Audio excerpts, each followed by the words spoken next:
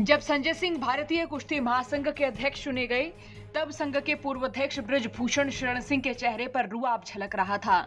उनकी जुबान पर अहंकार था। तब बृजभूषण शरण सिंह कह रहे थे कि दबदबा था, दबदबा है और दबदबा रहेगा, क्योंकि ये तो भगवान ने दे रखा है। मगर 3 दिन के भीतर ही बृजभूषण शरण सिंह का दबदबा धूल फांकता नजर आया। बृजभूषण के दबदबे को मोदी सरकार ने कैसे और क्यों चकनाचूर कर दिया, सवाल ये बाकी है। बीजेपी आलाकमान और सरकार के रणनीतिकारों को लगता है कि डब्ल्यूएफआई के कारण विपक्ष इस पूरे मामले को साल 2024 के लोकसभा चुनाव में मुद्दा बनाकर बीजेपी को घेरने की कोशिश करेगा। विपक्ष का मुद्दा बनाने के पीछे कारण यह है कि डब्ल्यूएफआई मामले में यौन शोषण का आरोप बृजभूषण शरण सिंह पर लगा, तब वो डब्ल्यूएफआई के अध्यक्ष थे। अब बीजेपी को यह भी लगता रहा कि बजरंग पूनिया, साक्षी मलिक और विनेश फोगाट के कुश्ती को अलविदा कहने से सरकार और पार्टी को लेकर देश में खिलाड़ियों में गलत संदेश जाएगा। अंतर्राष्ट्रीय ओलंपिक संघ में भी भारत की छवि खराब होगी। तो ऐसे में पार्टी और सरकार नहीं चाहती कि मुद्दा और तूल पकड़े। पार्टी को यह भी डर रहा कि लोकसभा चुनाव के मद्देनजर इस मुद्दे को कांग्रेस पार्टी और विपक्ष बीजेपी के खिलाफ इस्तेमाल कर सकते हैं। अब पश्चिमी यूपी और हरियाणा के लिहाज से देखें तो यहाँ जाट वोटरों की संख्या ज्यादा है और लोकसभा चुनाव के बाद हरियाणा में विधानसभा चुनाव भी होने हैं।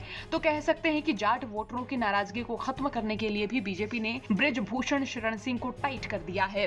अब रविवार को गोंडा से बृजभूषण शरण सिंह दिल्ली पहुंचते ही एयरपोर्ट से सीधे जेपी नड्डा के घर पहुंचे। सूत्रों की माने तो 1 घंटे से ज्यादा देर तक दोनों के बीच बातचीत हुई। जेपी नड्डा ने मामले की जानकारी ली और बृजभूषण शरण सिंह को मीडिया के सामने स्थिति स्पष्ट करने की सलाह दी थी। जिसके बाद बृजभूषण शरण सिंह मीडिया के सामने आए और कहा कि अब वो कुश्ती से संन्यास लेते हैं। उनका कुश्ती संघ से कोई संबंध नहीं रहा है। इसके साथ ही उन पर यौन शोषण का जो आरोप है वो कोर्ट में है और कोर्ट का जो भी फैसला आएगा वो उन्हें स्वीकार्य होगा।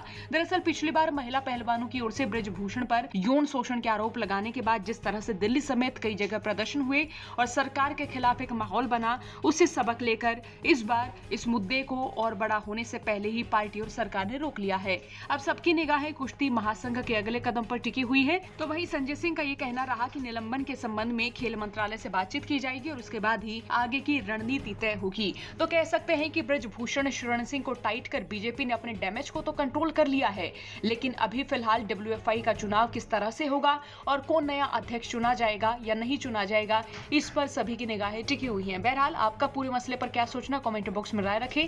साथ ही चौगरदा की खबरों के लिए बने रहिए हरियाणा तक के साथ। ब्यूरो रिपोर्ट हरियाणा तक।